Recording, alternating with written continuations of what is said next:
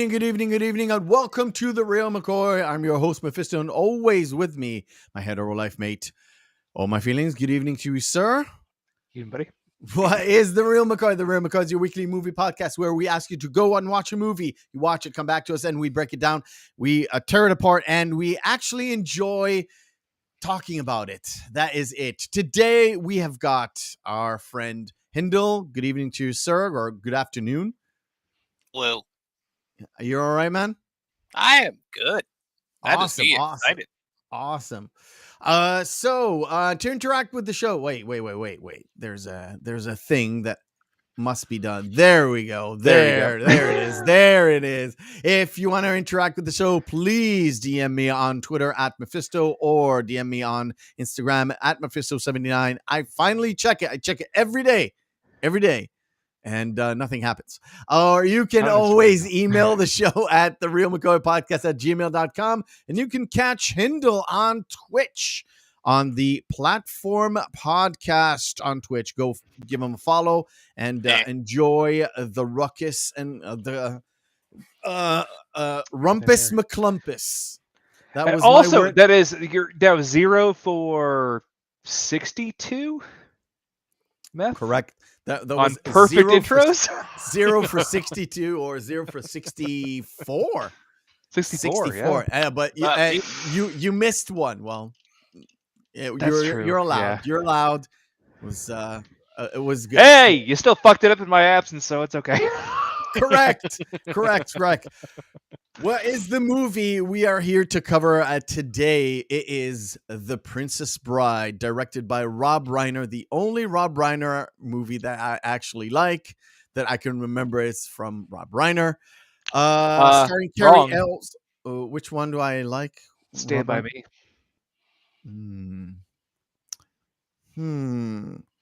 Okay, fine. The best should one. I continue? And also, When Harry Met Sally. Well, shit. Well, I'll just take this Tolkien book and I will eat it. Okay. Anyway, so I prefer if you actually put your foot in your mouth. Well, I would, but I still have the festering wound on my finger when I cut it. So not really YouTube appropriate, I would say. All right, cool. So we are covering The Princess Bride. How many times have you watched it this week? Now go to Hindle. What, me? Once this week. Nice. That's better than most of our guests. Believe it or not. How many times a year is an entirely different question. Well, I saw this movie once, like 5 years ago, on an airplane, so I liked it. Maybe 50 million. We get sometimes.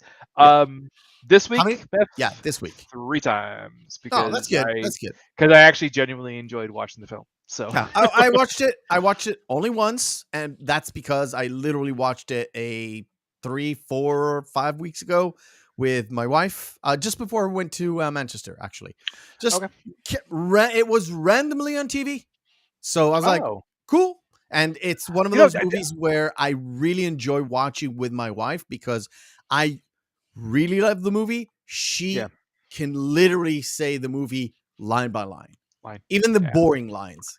Okay, so that's fun. I would think that your kids would get a kick out of it too. Man. Oh, my daughter loves it so much. My daughter loves it so much. All right, cool. Shall we dive deep into the thing? Because we have a segment called for it. It is called Behind the Screens. Take 2.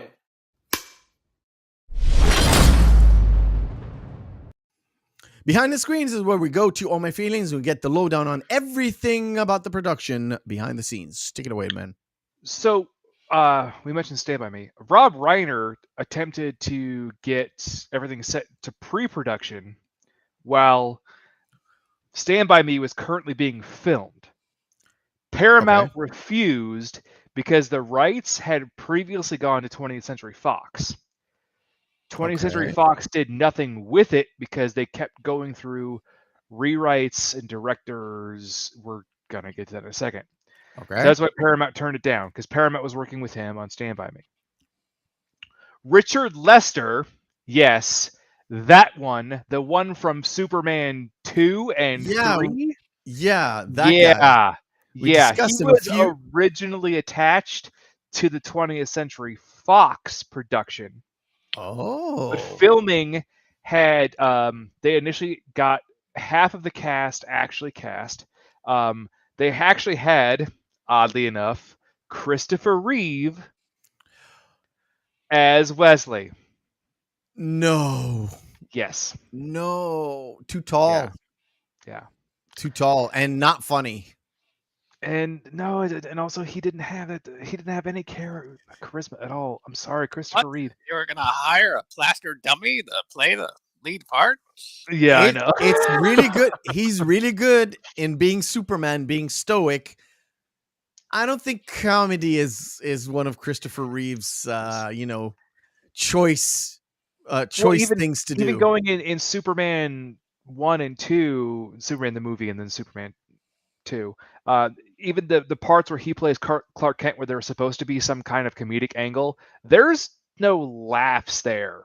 No. And Superman 3, when there's supposed to be some kind of jokes because it's Richard fucking Pryor in the movie, you're still it's like, this isn't funny. This is just No, bad. he plays the straight man to Richard Pryor's crazy man. So Yeah, and it yeah, still doesn't work. the dichotomy But doesn't. we'll get Not to even it. a straight man. It's just sad.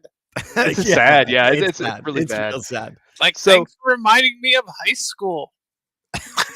Yeah.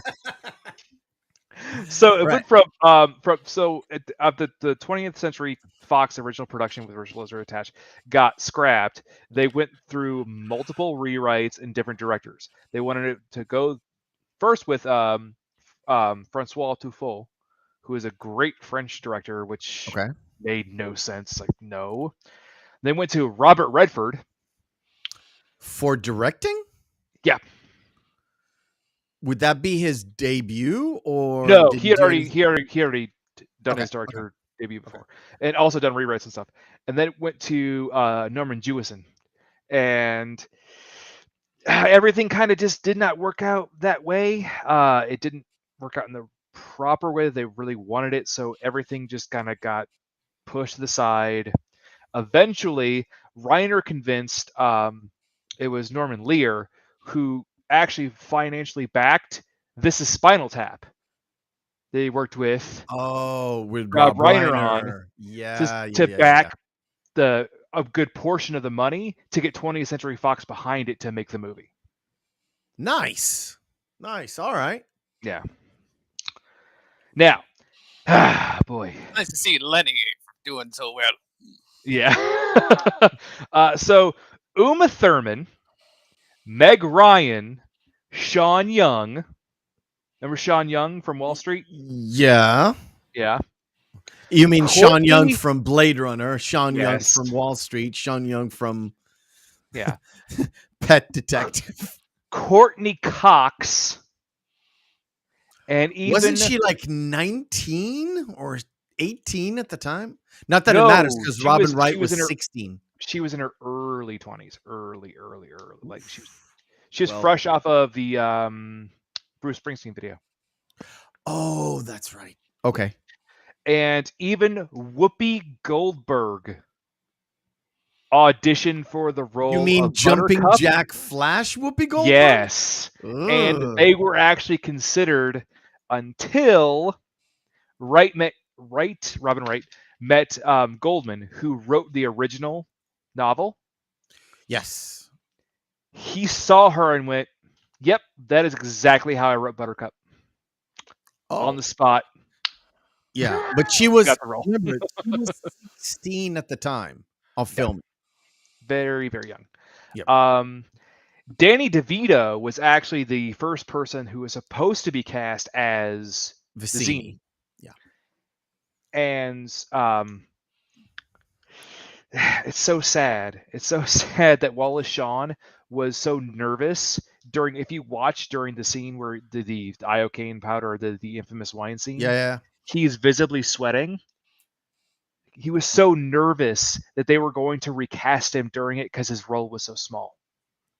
Really? Yeah. I'm okay. weird. Which now thinking of anyone else's Vizzini would be what? It's inconceivable. It's inconceivable to not have Sean Wallace as the guy. Shawn, yeah. Wallace Shawn. Well, Yeah. to be fair, he has a very unique voice. I mean, DeVito does have a unique voice, but it's again can't see anybody else there. And one thing It's Wallace weird. Shawn was concerned about was because Vizzini was supposed to be Sicilian, and he's definitely not. No, definitely not. But the thing is, Not so much. Mandy Patinkin is definitely not Spanish. No, but he pulled it off. He could pass. Yeah, he pulled it off. Especially now. Yeah. Anyway, so originally Andre the Giant couldn't actually be part of the cast because at the time he was still with the WWF. Yeah. And he had World one major Wildlife match that Federation? was well, that's what it is now. Thanks to handle. Yeah. But the World Wildlife Federation? Yes. Yeah. But he had a match that was supposed to be set place in Tokyo, and he was going to get paid $5 million for it. And he's like, "Yeah, I can't." Like Godzilla?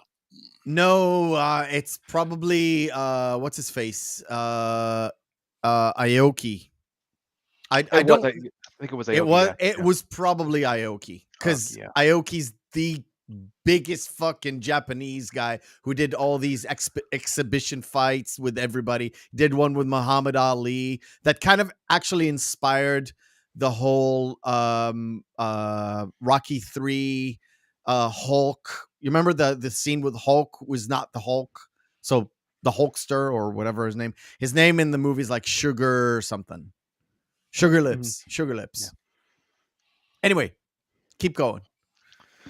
Oh, man, so I know Goldman and Jenkins auditioned Arnold Schwarzenegger, who flat out turned down the role. He was like, "You can't pay me enough money to be in this movie." I would imagine so. This is what? This is 87? Yeah, this is 87. So this is fresh off Commando. Right off the height of his power. Like he was just getting right 87 there. is the year Predator came out. So he was filming Predator somewhere before that. So I would guess. Kareem Abdul-Jabbar was also auditioned and desperately wanted the role. He loved the role of Fezzik. He wanted to play that character. But they're like, well, we're not really quite sure. You have the height, but we don't think you have the musculature to pull off the figure. Lou Ferrigno was also auditioned. Okay. Which kind of makes sense, but he didn't have the height. Time. Yeah, for the time, but he's a short guy. Yeah.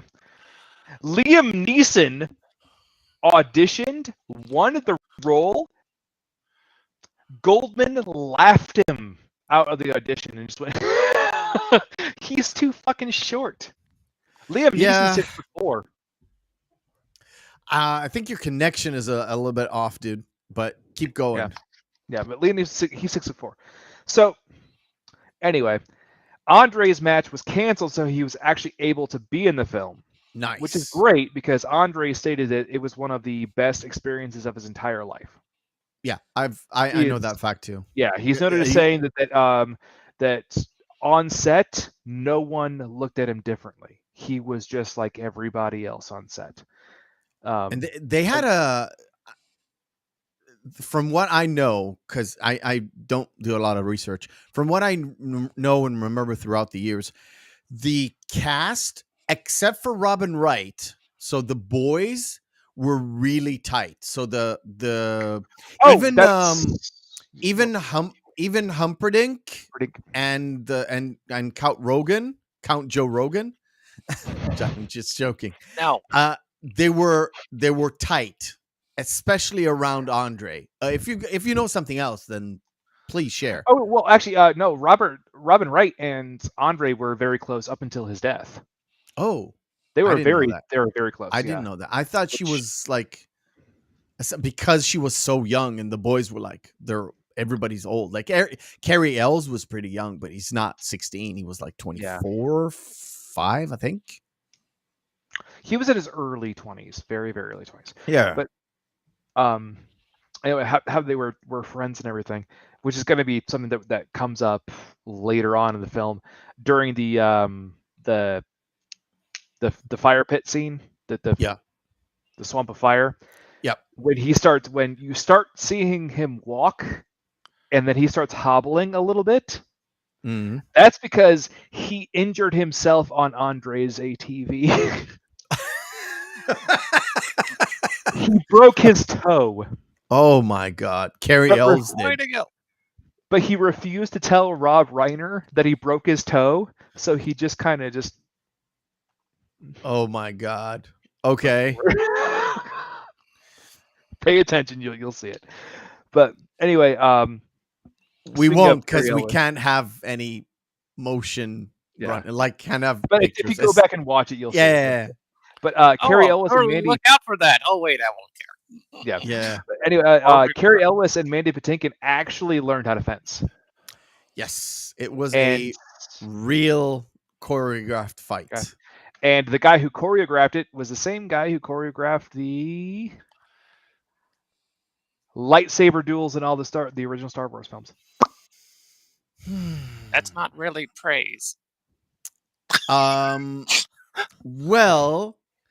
to be fair, yes and no. It's like if he was the fencing guy from all the Errol Flynn movies, I might have been all right. Well, to be fair, yeah.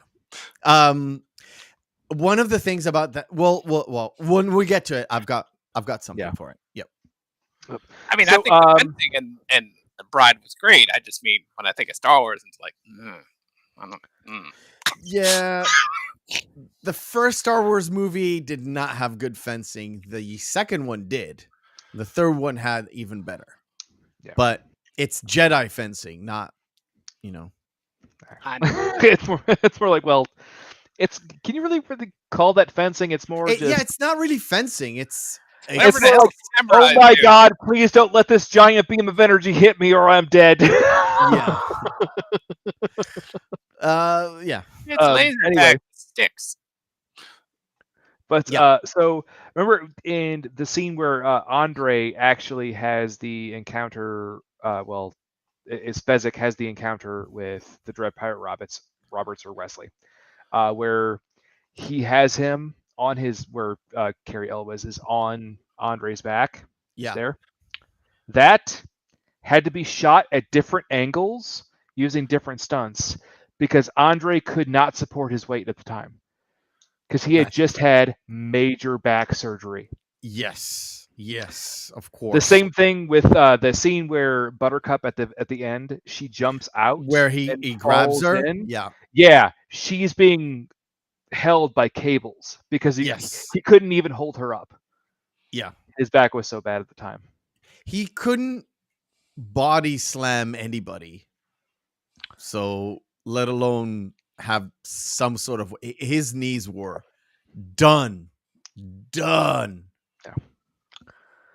What's really funny is you mentioned how Wright was so young and everything.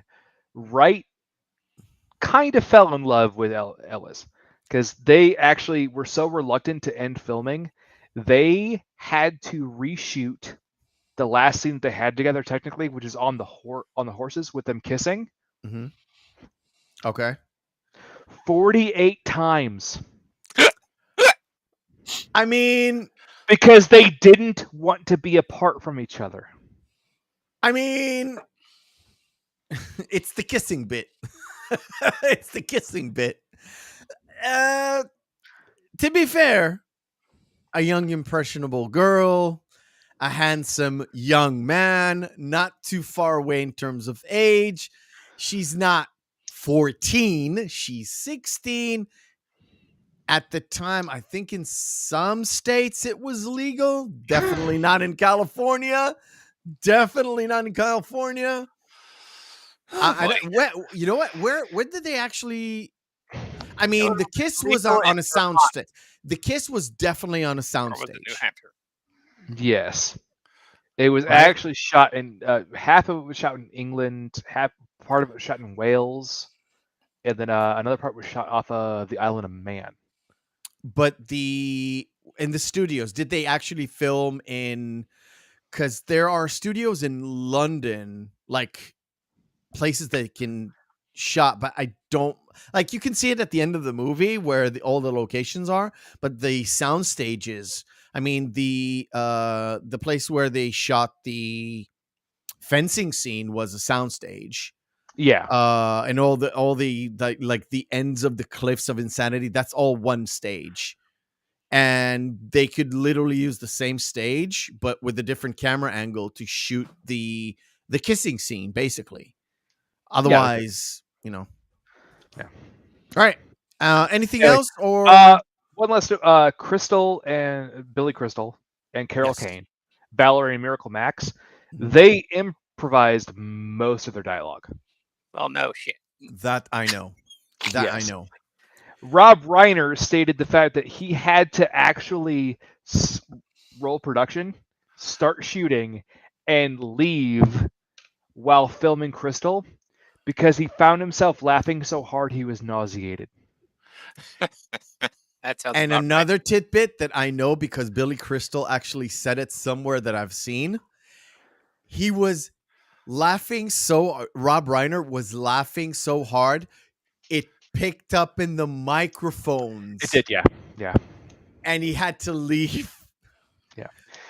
There's also Mandy Patinkin has noted the fact that given all the swordplay and fencing and stuff, the only injury that he actually sustained while on set was from laughing so hard he had a bruised rib because of Billy Crystal. Oh yeah. I would imagine so. I would imagine how I mean, I know how Carol Kane kind of was intact, but all the rest, I don't know how they went through. I mean, Cary Elwes has to like lay there quiet and not do anything and not laugh as well. And you can see it in Mandy Patinkin's voice when he's talking to Miracle Max when they're setting up everything. He has this like it's like, you fucker, just don't make me laugh. I'm just trying to get to the scene. I mean, Don't you do would that. imagine.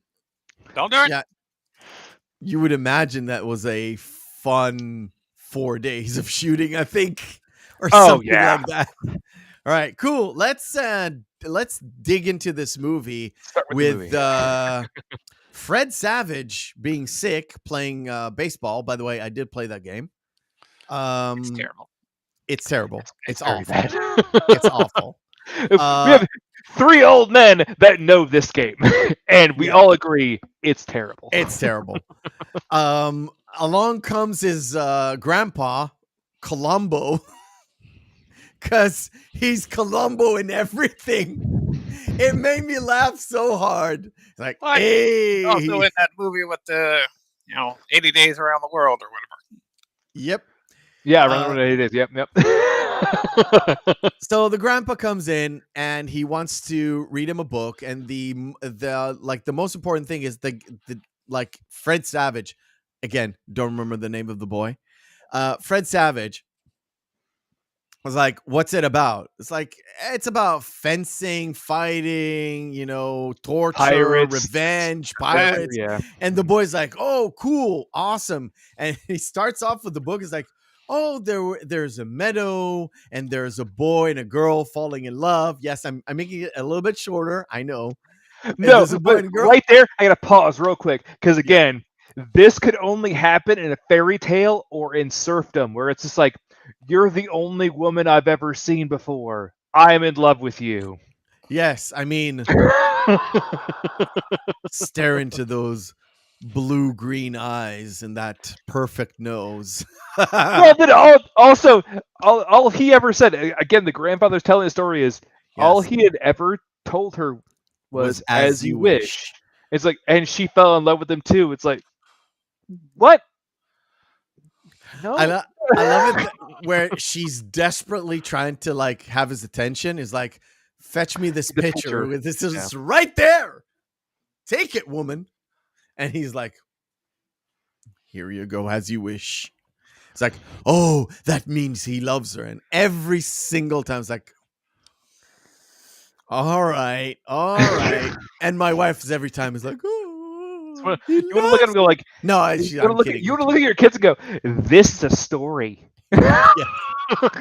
Do not use this as a barometer. My kids are innocent. So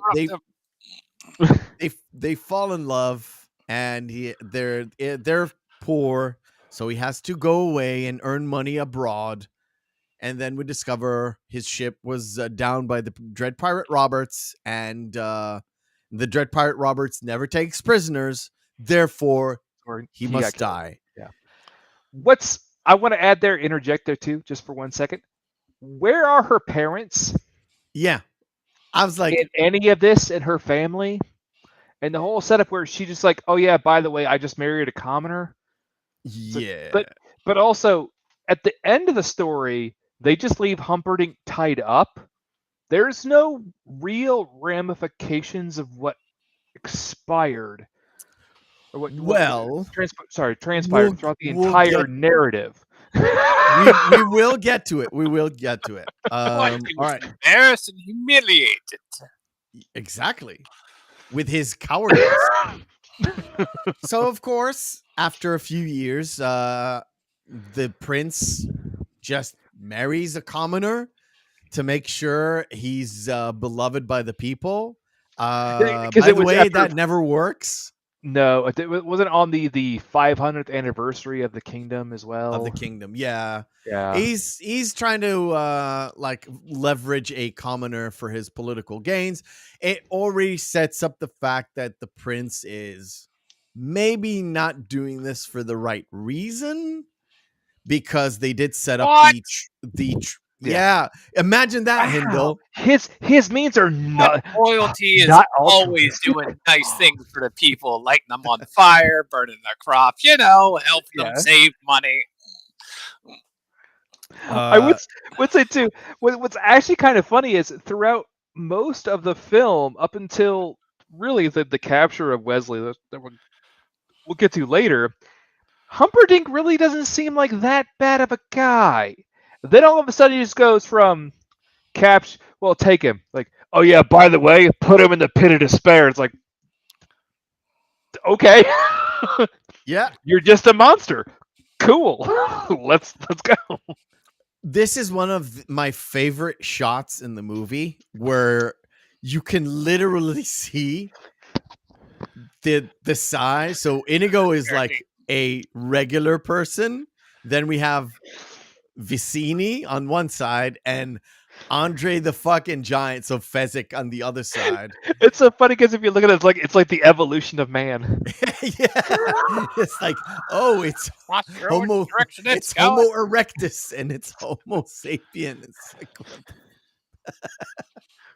like, but it's one of the shots that I love, where they meet the princess that went for a jog on her horse, and of course, we are a poor circus men. Circus performers, yeah. We're poor circus troupe.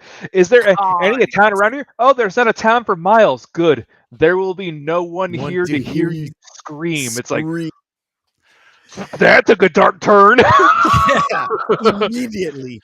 On top of that, upon hearing that, she just gets captured instead of bye. Yeah, yeah, instead of doing that, exactly. And also, go. It's also it was Fezzik who got her. Grabs her in the neck. He's a very slow moving man. Yeah. Yes. Not as fast as a horse. But the thing is, immediately after capturing her, where you get to these are bad men. Immediately you get one of the best heartwarming character building storytelling without telling you a story about the characters, where you see the interaction between Fezzik and Inigo, and they're sort of like makeshift. The rhyming game. Yeah, the rhyming game where Inigo kind of it's so dumb, but it makes you love both Inigo, because he kind of goads Fezzik to do that stuff. Yeah. And Fezzik. You immediately fall in love with those characters because they're doing an awful, evil thing, but on the side, they're not awful, evil men.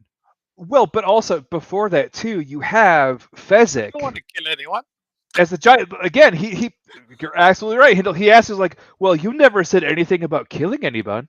Yeah. I don't think killing an innocent woman is right. And Vicini is the one who's like, am I mad or did I just hear the words think come out of your lips?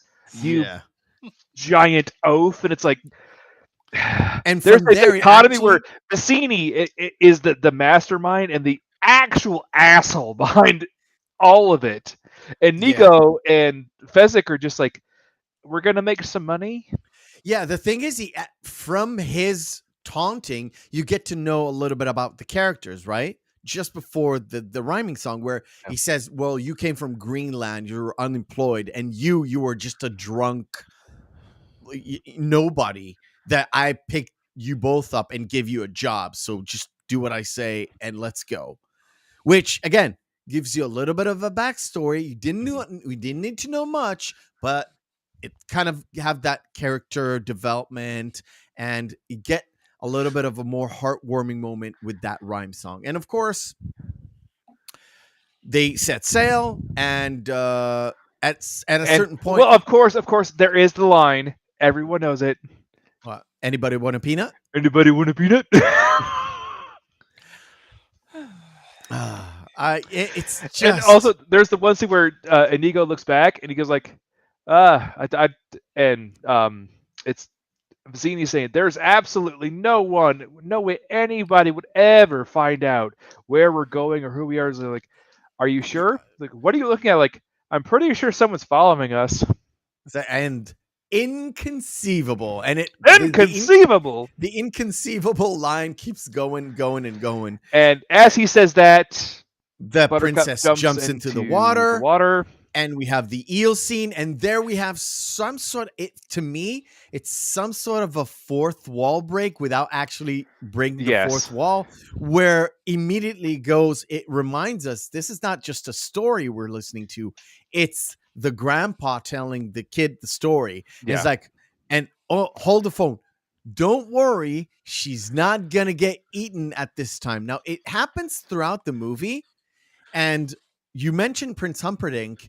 At a certain point, the boy's like, who kills Humperdinck? Yeah. Who kills him? And the grandfather's like, nobody kills him. He lives. Which he isn't lying. The grandfather is not lying. Yeah, he's not lying. He's literally, he tells him everything. But the boy who, when it was at the moment where it was the true love and the two lovers, he's like, he's not into it.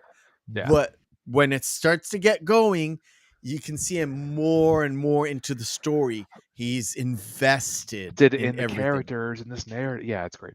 The one thing when she jumps off, he immediately goes, Inigo, go into the water. Like, I can't swim.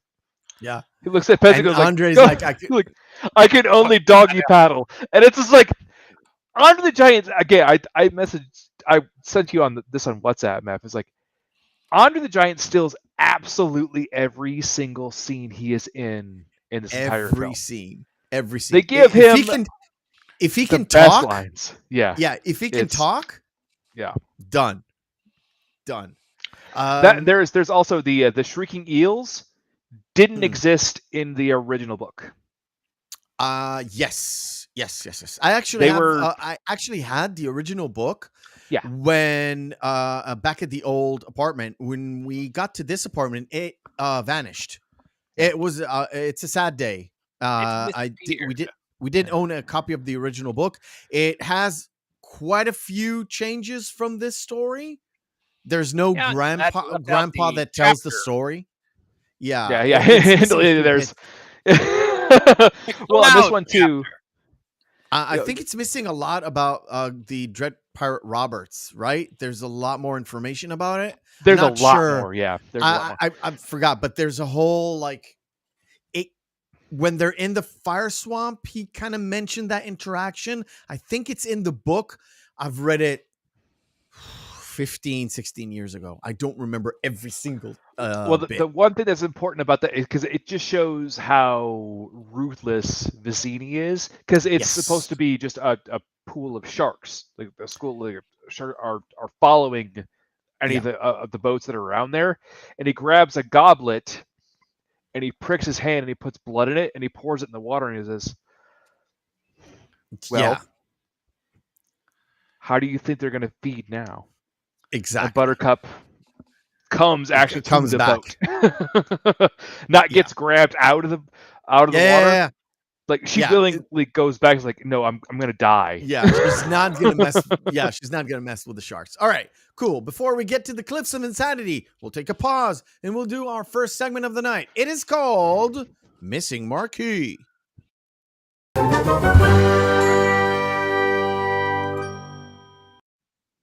Missing Marquee for the uninitiated is this. We have 10 posters of movies, have their text written off. We display them, and Hintel will have to guess which movie this is. If I need to zoom in, just tell me, Hindle. Don't worry about it. Oh, goody. Here we go. I've been to so many movie theaters. A League of Their Own. A League of Their Own. Not a goddamn clue.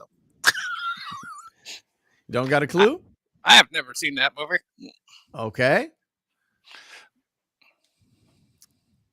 Oh, my feelings? Oh, was that Amelie? It is Amelie. Yeah, I've definitely never seen that. It's fine. Next. Oh, that's the picture? Okay. A plastic bag is the most beautiful thing I've ever seen. Oh, come on, Hindle. What? Just a belly button and a flower. It's like, I don't know what the hell that is. Okay.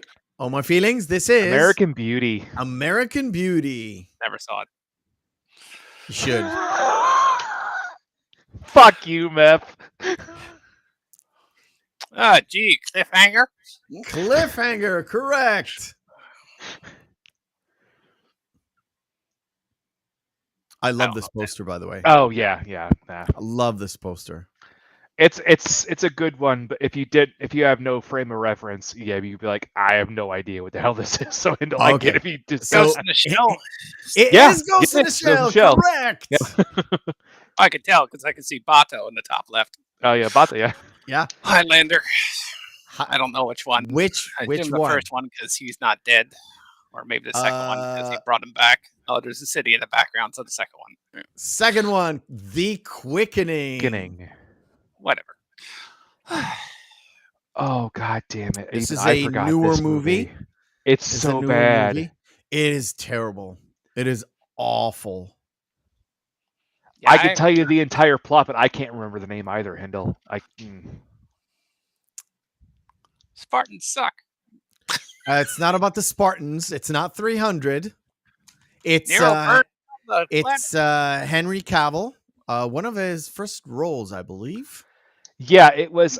This is basically about. Has to do with the gods and the Titans. The Titans end up getting released, and they end up killing most of the gods. It's the opening of Pandora's box. Basically. Yeah, and then never seen it. Don't know. What the hell is the name of it? Saf says it's a 300 ripoff, which is not. It is called Immortals. Oh god, that movie's so bad. I like that terrible video game. Oh. Yeah, that's a very bad video game too. Yes. This, on the other hand, before, but I can't remember it. It is Brad Pitt. Film. It is another Kevin Spacey movie. Well, yeah, oddly enough, he is in it. Yeah, enough, he is in it, and Morgan Freeman, one of David Fincher's big first hits. I have no idea. This it's is a number. This is, of course, 7. Okay, I didn't see that one.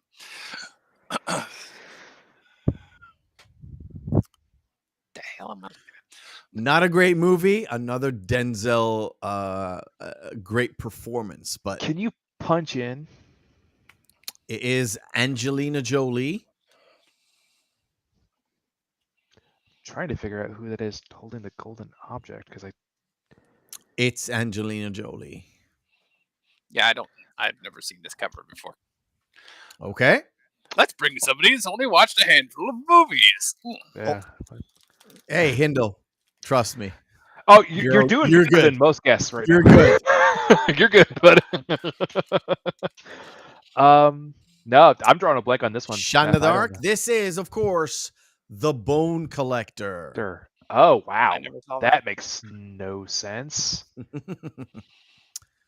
You mentioned Robert Redford. This is a Robert Redford and Paul Newman collaboration. That's a one. good movie too. Definitely never saw that.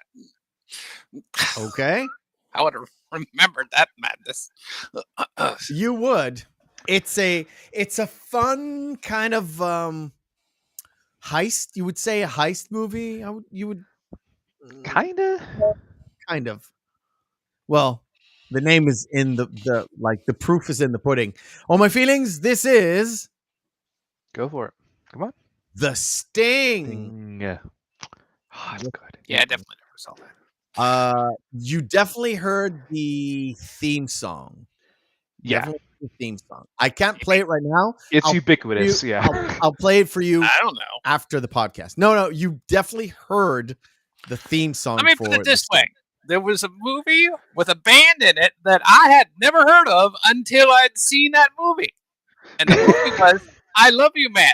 I did not know that band existed. Okay. Oh, you mean Rush? Yep. Yes. I did not know they existed at all. Wow. Okay. So we are at the Geddy Lee, best bass player of all time. Orgasmo reference for you, Meth.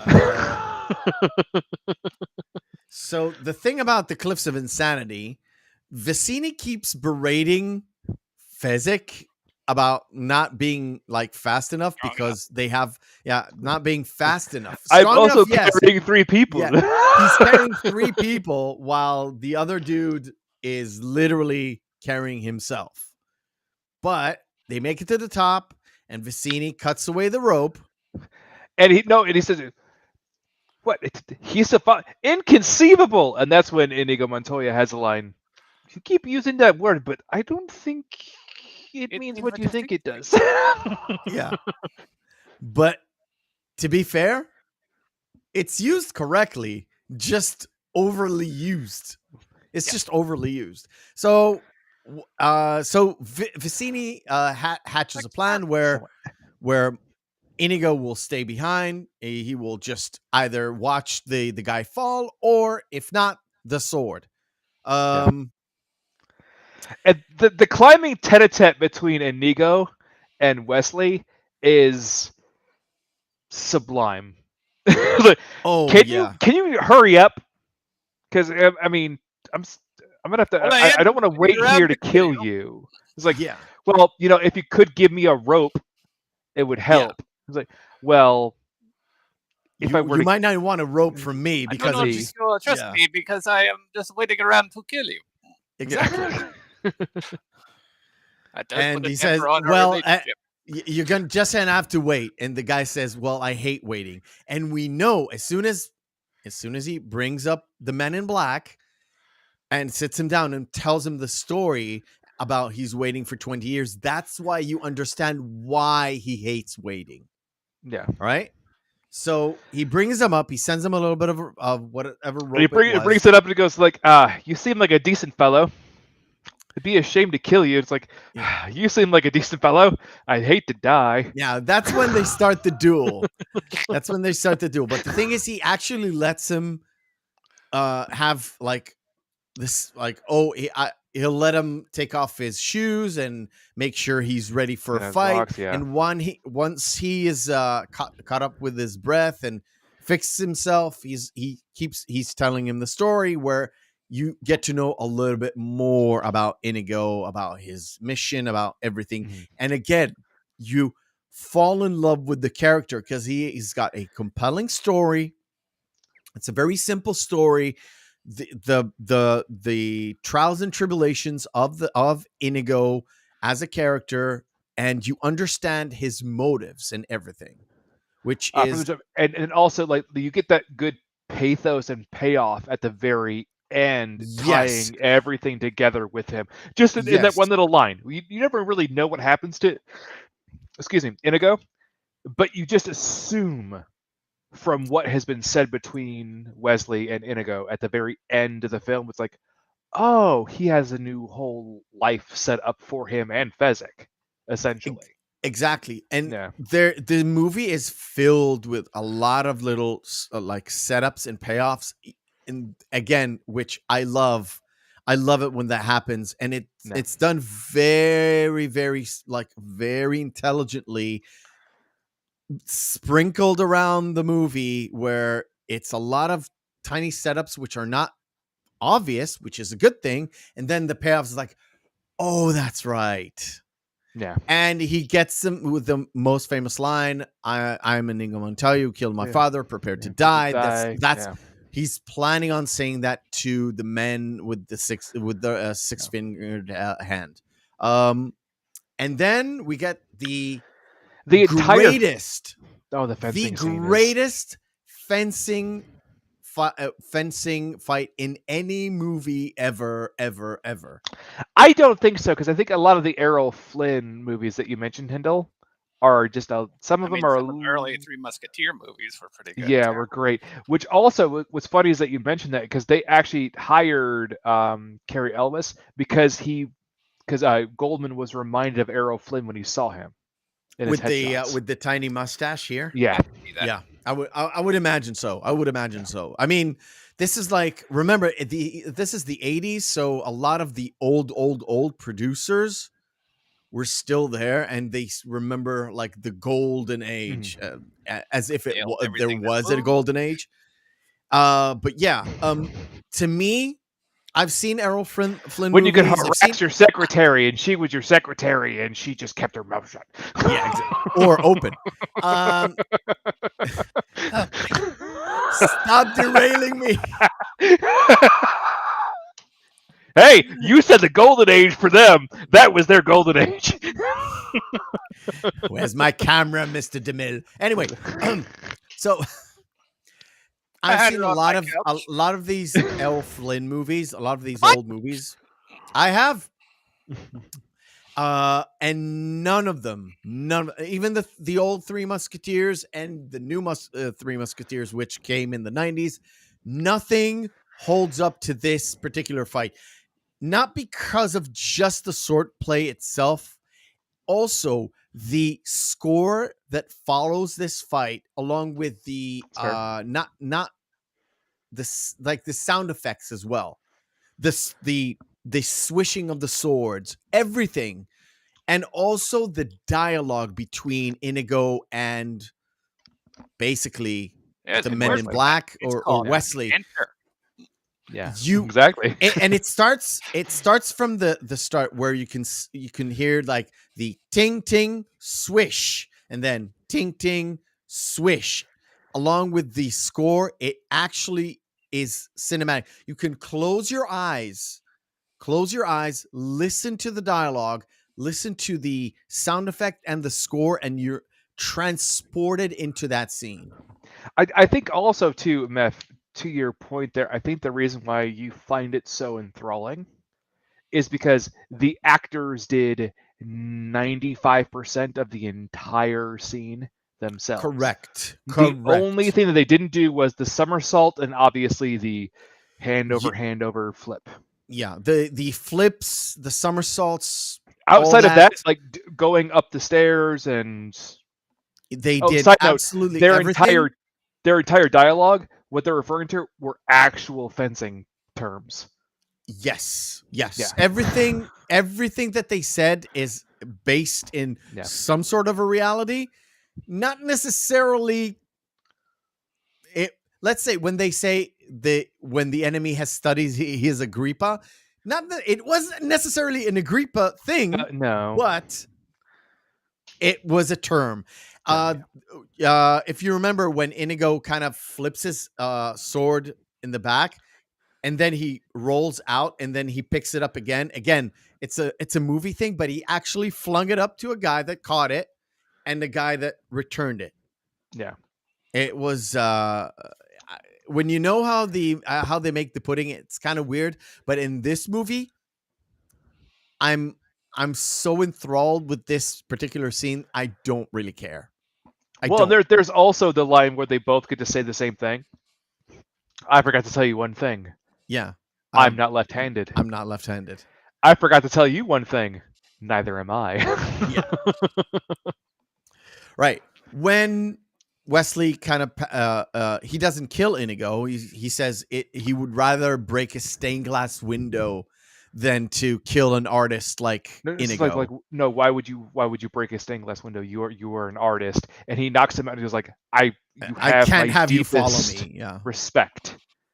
And then he leaves. Then there's the line where again he sees the man in black following them, and it's Vicini and Fezzik, and he looks at Fezzik and goes like, inconceivable. Of course. He's like, you take care of him your way. What's my way? I don't know. Hide behind the boulder, take a rock and smash it over his face. See his head, hit it with the rock. And he says, my rock is very non-sportsmanlike. Yeah, my way is not sportsmanlike. And when he does come, he does throw the boulder, misses it on purpose. He says, like, I could have killed you, you know? He goes like, yeah. So you throw away your weapon, I throw away mine, and then Wesley looks at him try and kill each other like civilized men. Yes, I love that line. It's like, yes, exactly. And when they start the fight, they also have a dialogue where it's literally, you can take at least 17 different reaction channels to watching first reaction channel, and they all have the same thing, because a lot of them started during the pandemic. And there's a scene where Fezzik asks him, why are you wearing a mask? And Wesley says, well, I think it's comfortable. Everybody's going to wear them in the future. Fashion, yeah. And you can see a lot of reaction channels going like, what the, how did he know? Perfect. And the one thing he does say, first of all, they put Fezzik in a position where he does wrestling. And what Fezzik mentions, that he has troubles with one guy because he was specializing in groups. Oddly enough, at the start of Andre the Giant's career, he was fighting lots of men. Yeah, that was the whole thing. That was the whole. That's like a part of history of Andre the Giant that kind of got preserved for the time, because I'm a wrestling fan. All my feelings a wrestling fan. Hindle, are you a wrestling fan? Like an old school wrestling fan, maybe? I'm a fan of wrestling when it's women and there's oil or mud involved. So you're the best fan of all. Anyway, I always had a reverence to Andre the Giant, because I saw him in the 80s where he was like done. He was done. Yes. So it's like a fun little tidbit. So if you know, you know. Well, and what's funny too is how technically Wesley takes him out is a sleeper hold. Yeah, a sleeper hold, which is Andre's thing when he was wrestling. What he did to some wrestlers. To some people. But the line that he says is when he falls down, he pats him on the head and goes, I do not envy the headache that you have. Sleep well, my friend, and dream of large women. Large women. It's just perfect. And it's also like, I know that essentially Wesley as a character is supposed to be essentially altruistic. Like he's supposed to be this almost paragon of virtue in some ways. But you do have to remember, as the Dread Pirate Roberts, he definitely killed people. Oh, he definitely killed somebody. But he seems also like this barometer of like, so, and Nico's actually a good person. So is Fezzik. But Vicini, he's an asshole. So I can kill him. Okay, so we get to the Battle of Wits, which I don't understand how it's a Battle of Wits. By the way, if you're Vicinian, you're so smart. Why would you let somebody else dictate the terms of the fight? Yes. It Why seems why wouldn't you insist on having the iocane powder, and then you're the one who dictates the terms because you have all the leverage here? Because it's a compromise. Exactly. Neither party's terribly happy about it. Yeah. It's, let's just say, a dumb move. But again, Wesley comes up with the iocane powder. He puts them in both glasses because he built up an immunity, but nobody knows until he actually tells it to Buttercup. The one line that was like crucial, that is stuck in my head for eternity, is the thing that after they drink, he laughs and he said, "You done the ultimate blunder." There's one of them thing is you never start a land war in Asia. war in Asia. That is completely correct. Completely correct. Even Alexander the Great at some point couldn't do it. You never start a land war in Asia. Never. Oh, that was awesome. Never. Yeah. You never start a land war in Asia, or you never go up a Sicilian when death is on the line. Dead. To be fair, in retrospect, it is very difficult to imagine anyone else other than Wallace Shawn in the role. But I could see Danny DeVito nailing that. I really could. Especially like Frank Reynolds from It's Always Sunny in Philadelphia. Well, yeah, but that's like, Yeah. what, 25 years removed or something? When did they start? It's Sunny. It's like 2010? I think 2007. 2007. Yeah. Oh, that's about 20 years removed. Yeah. I don't know. But I don't know. Still, I've seen I can so see it little. either way. I've seen so little of It's Sunny in Philadelphia, but it's mostly like DeVito stuff, which is fucking hilarious. You're doing yourself a massive disservice. You should. I don't have time. I really don't have time. So now we get to see. He has a life. Yeah. By the way, I skipped over the fact that Humperdinck is being portrayed as a hunter. He keeps following them step after step. No, he's being portrayed as a tracker. A tracker, Yes. tracker, not a hunter, a tracker. Yes, but also, well, as I mentioned before, Hindle, like throughout this, besides him seeming somewhat off, there is no actual clear indication that Humperdinck is actually a villain. He seems genuinely concerned about Buttercup and trying to get her back. Now, whether his means are altruistic or not, he's still trying to get her back and save her. Yeah, up until the point where he talks. Up until the point where he talks to Count Joe Rogan outside of the pit of despair, and he tells him, "I've got a wedding to plan, a wife to murder. I'm swamped." Yeah, well, no, we're gonna get there. We're gonna get there. But anyway, we get the interaction between Wesley and Buttercup, where she believes he's the Dread Pirate Roberts because she says, "I know who you are. You're the Dread Pirate Roberts," and he says, "With pleasure. Yes, it is I." And that there's the dichotomy too, where obviously Buttercup is angry at him because she believes that he is the man that killed the man that she loved. That she loves. And on the other hand, he's thinking that you said that you loved me, you'd wait for me. Because he has no idea that she thinks that he was dead the whole time. He automatically assumes that she just like, oh well, I'm gonna just marry this next guy. How long did you wait? A week? A day? Yeah, exactly. Because he actually uses the line, "Yeah, the promises like you, like the promises of a woman." Yeah. Wow. and all my feelings, and I was like, Drexel.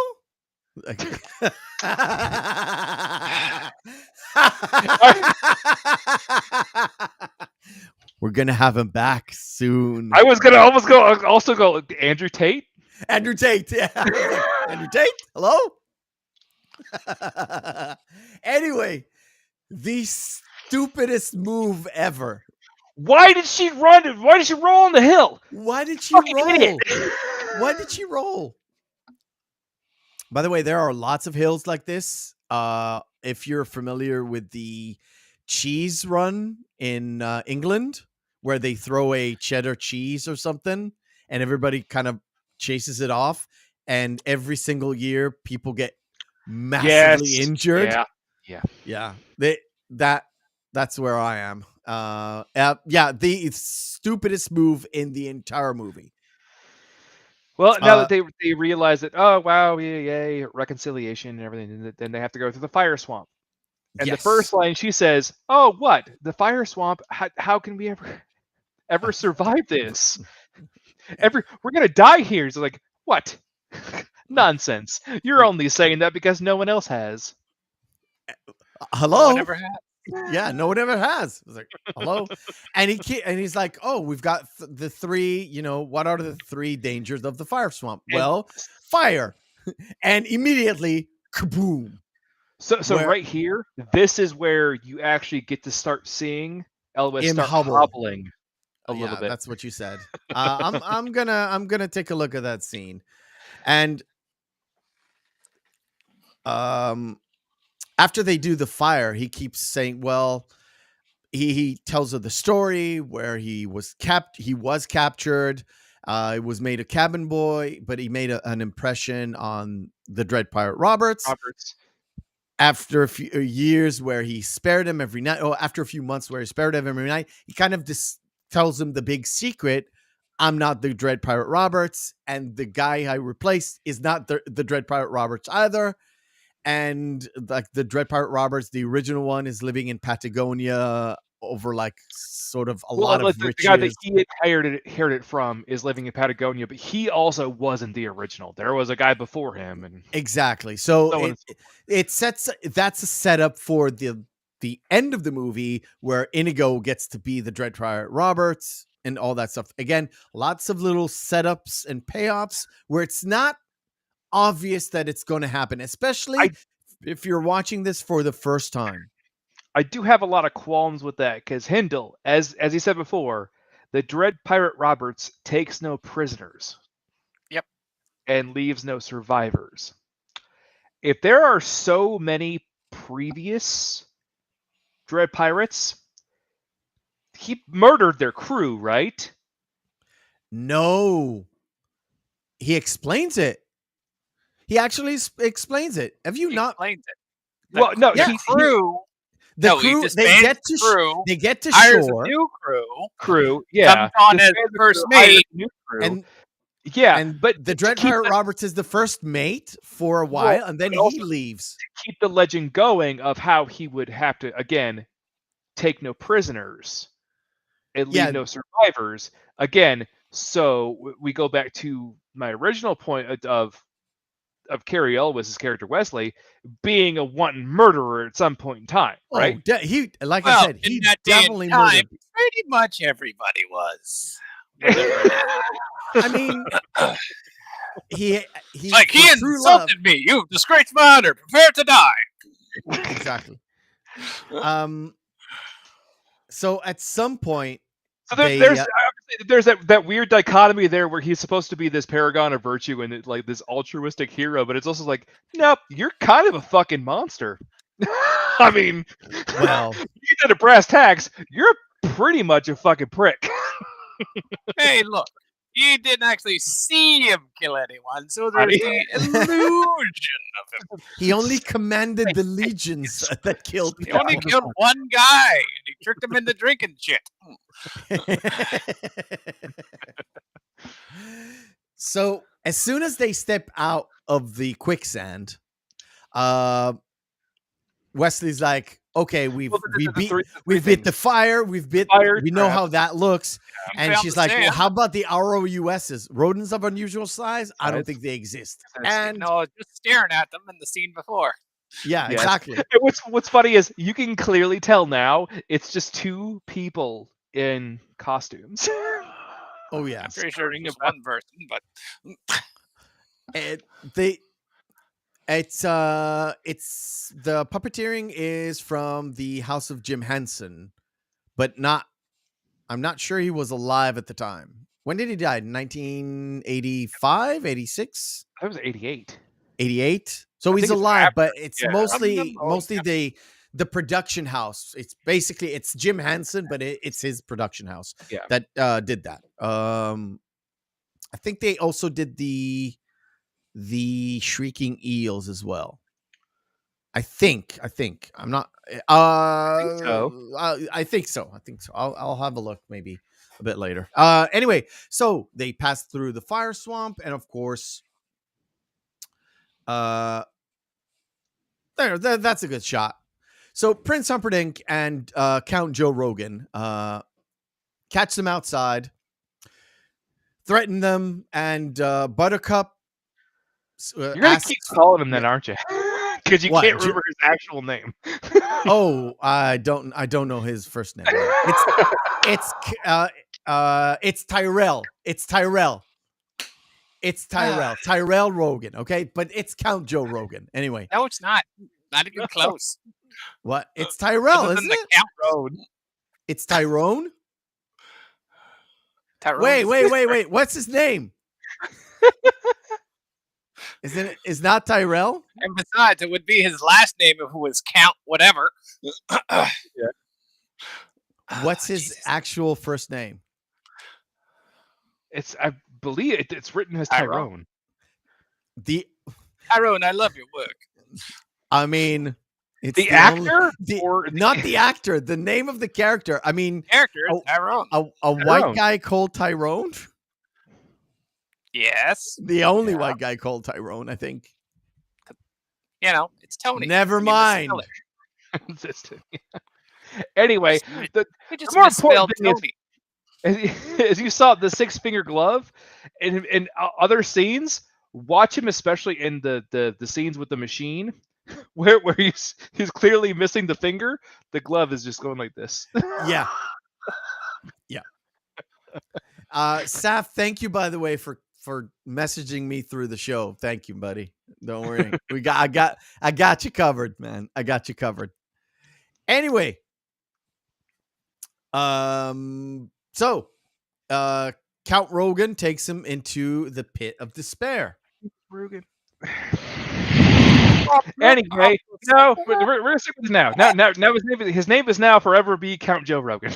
Exactly. It's Count Joe Rogan. Exactly. Don't mess with me, man. Don't mess with me. No. Mel Smith, obviously, like come on. Nope. There you go. Yeah, Mel Smith actually said that he can't look back and watch these scenes or talk about him playing the albino because they are so unbearably painful for him to watch. How come? The contact lens solution they had to put in his eyes, he was outrageously allergic to. Oh. He was in unbearable pain while filming. All the things hurt. I mean, I'm not gonna lie. He probably sucked some nasty dick to get that herpes thing on his mouth too. That's a joke, dude. That's a joke. I know that looks like either like maybe it's herpes and also a little bit of leprosy. I don't know. It works for me. It works for me. Leper herpes? I don't know. Wait. Okay, so we get the scene. After that scene, we get the scene where it's the day after the wedding. The king is dead. Humperdinck kind of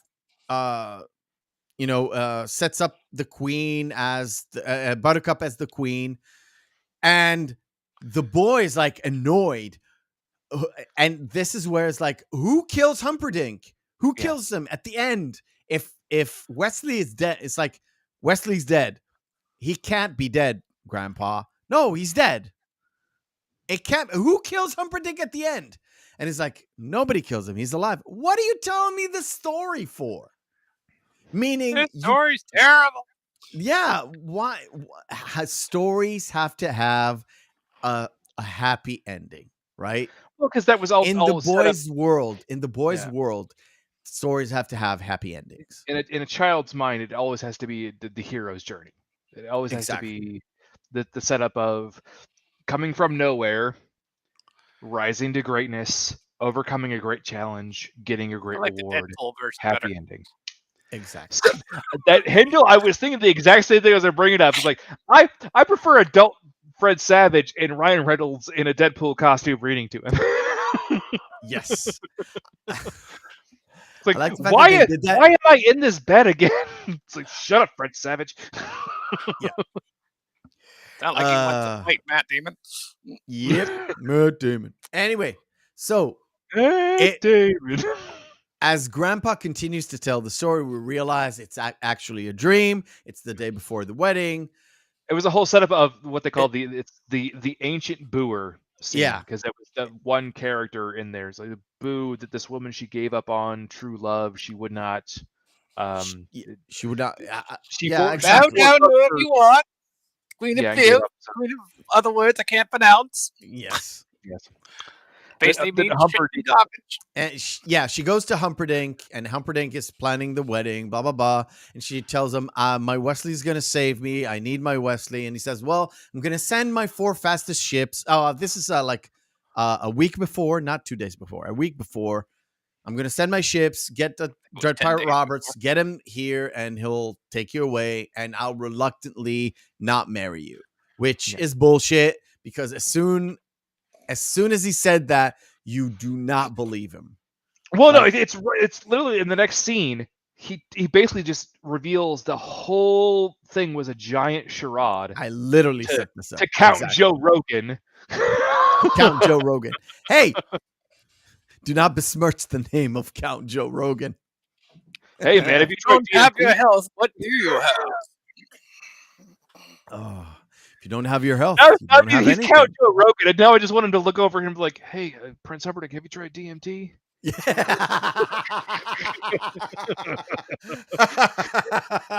Some edibles? No? Edibles? Yeah. No. So Prince Humperdinck kind of says, well, I love to see you work, but I've got some plans. I need to kill my wife. I've got a war to plan. The entire I'm swamped. scheme that was behind it. It was like, well, I'm the one who set up Vizzini and Inigo and Fezzik to do the kidnapping and murder her under the guise of basically starting a war. That's what I wanted to do. And he's now fully out to be the monster that he is. The only one who doesn't know it quite yet is Buttercup. Yeah. So we get to see the torture, and apparently all I know is Kendall. There are some nightclubs where you go, you pay for this kind of experience. Hey, you pay, and not only that, you pay top dollar for it. Yeah. Yes, it sounds like one of you has visited one. Perhaps.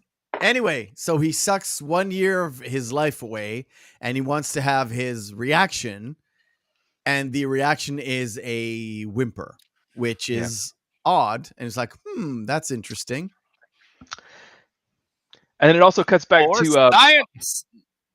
For science. And then it cuts back to Humperdinck telling you that his head of his guard, or was it the brute squad? Yeah, the head. No, he's the main gatekeeper guy. Yeah. He has the key to the gates. Well, we'll get to that in a second, because that line is hilarious. But he was like, well, clear out the thieves for us. It won't be easy. We'll try ruling the world sometime. Like, and all of us as a collective audience was like, the world of one kingdom? What? And also, this is supposed to be like if anything, it's supposed to be essentially like the Renaissance era Venice or Florence, which is a small.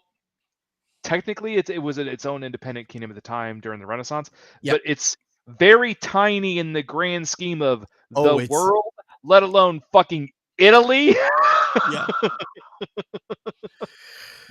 So they start to empty the thieves' forest, and there's a drunk that gives them issues. And I was told, Vizzini, I would have sit here until you came back. Yeah, I was told to get back to the beginning. Yeah. This is where we started. You told me to go back to the beginning, and here I am. Exactly. As one of the guys tries to get the thing, and he like pushes him off, and he says, "Oh, Brute, come here, Brute, help me."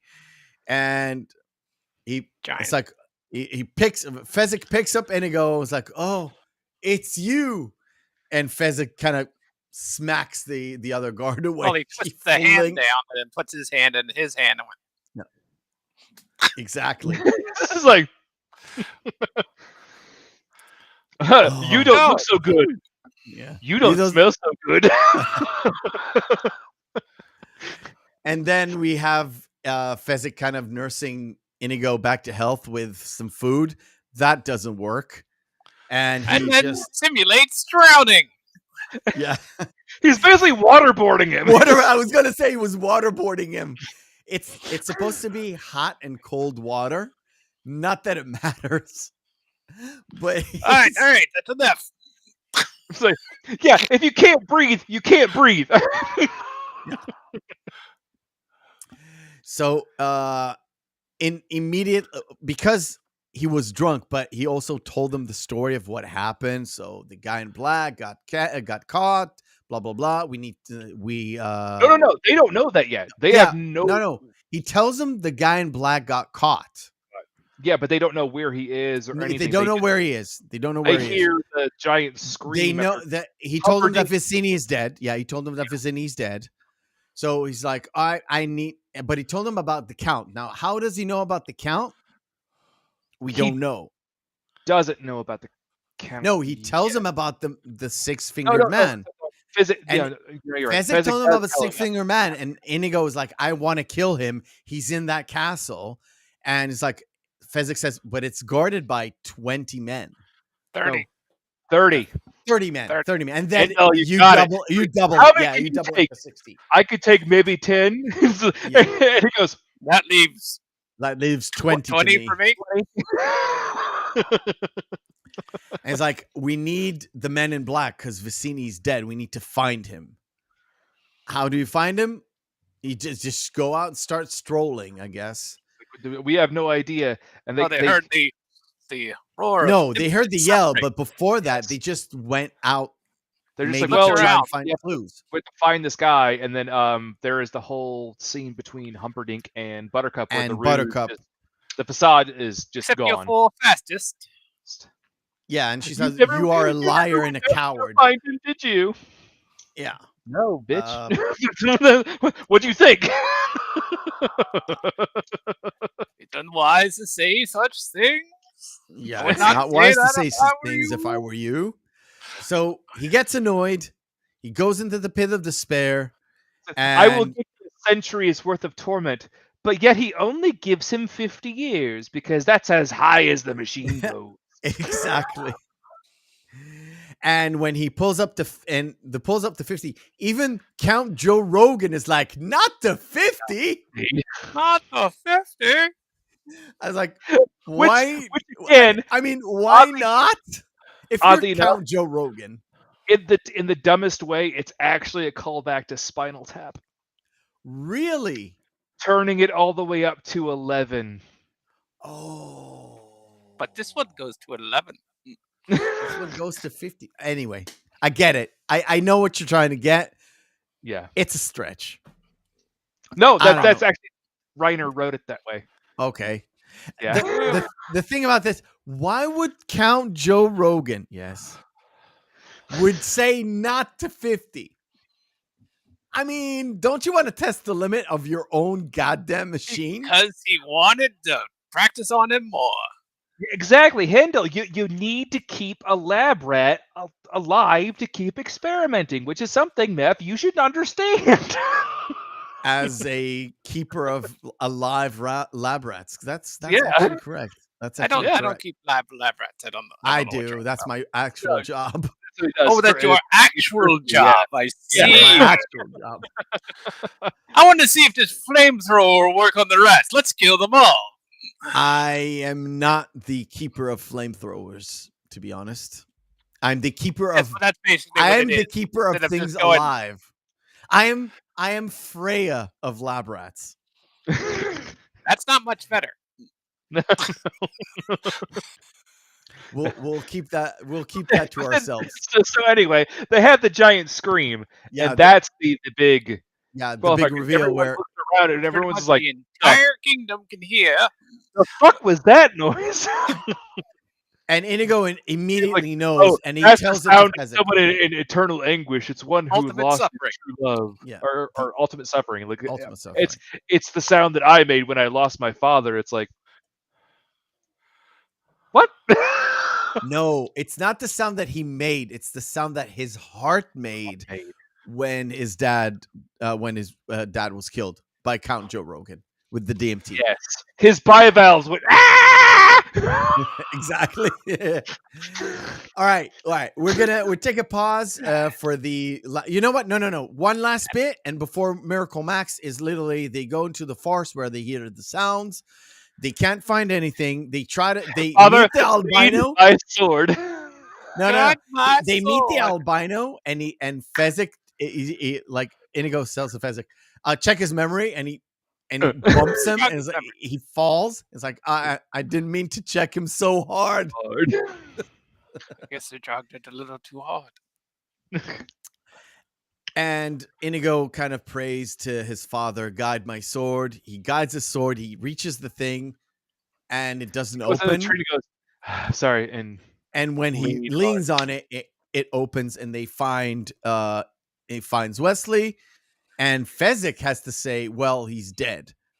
And the boy's like, he's dead? It's like, he's dead. Yeah, he's dead.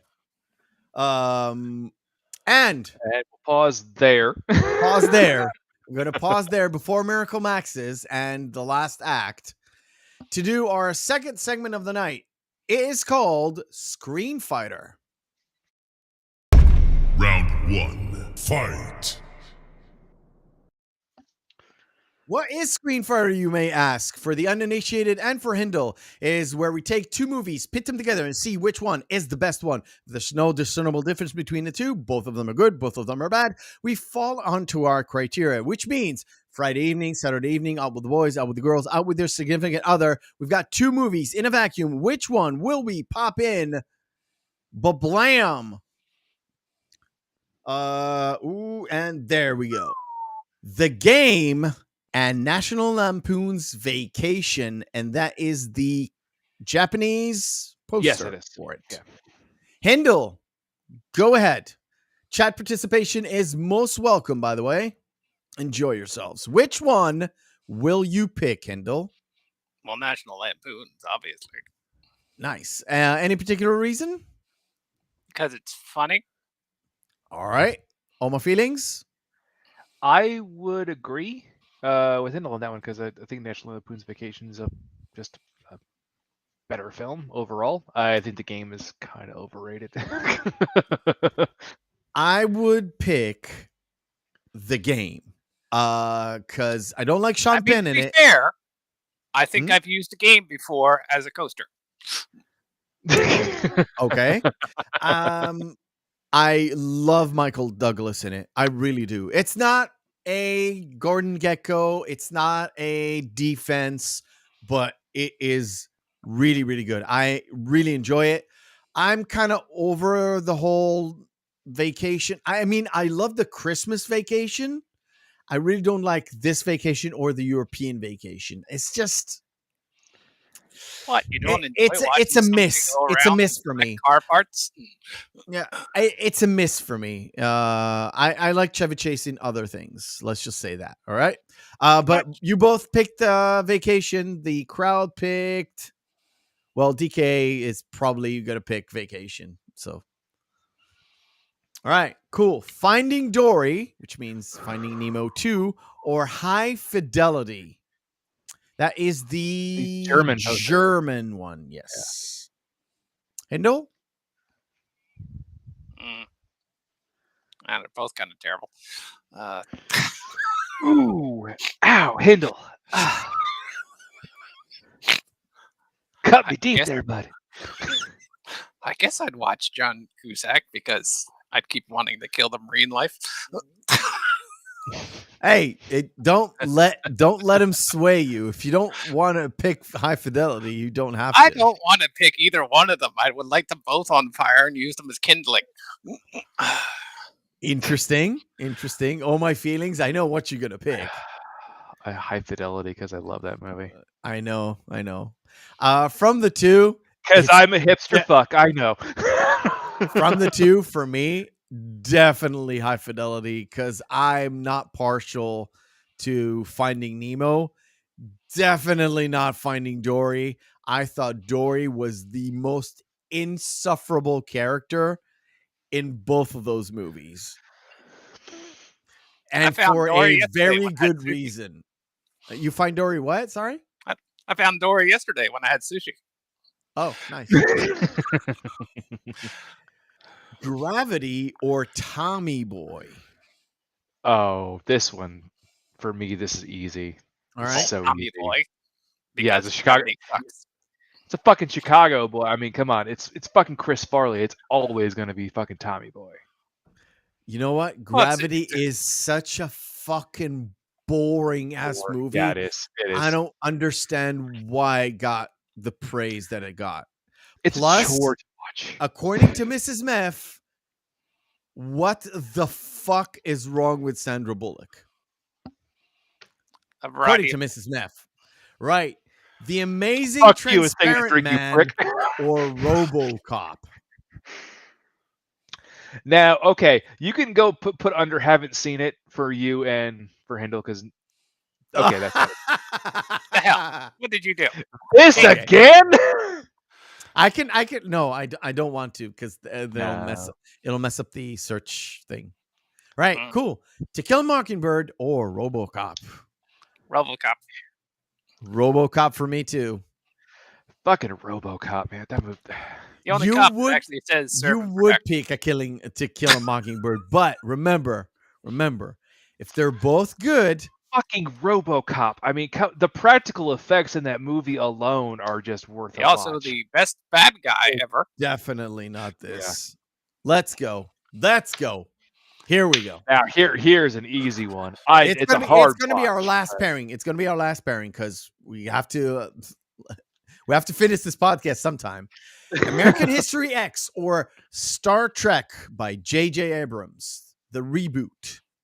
Lens Flare, the movie. Hindle. Lens Flare, the movie. Hindle, which Swords one will in you pick? space. I mean Star Trek. Yes, you going for Star Trek? Yes. All right, cool. I don't even know what the other movie is. You've never seen American History X? Nope. You really need to see that one. That's It's busy watching the Godzilla really, movie, really probably. good.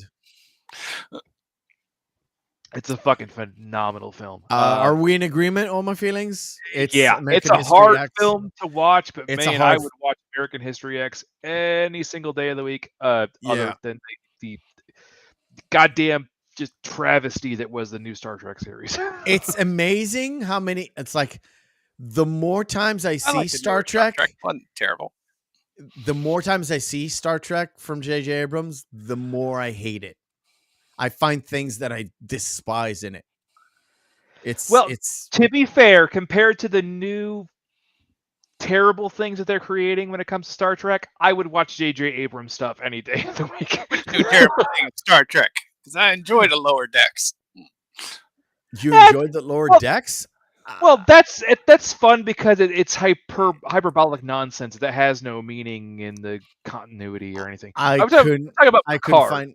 where it's just I- like, wow, you just destroyed a character. That is the entire basis of his entire meaning of anything that any meaning that the character had whatsoever. You just shit all over it.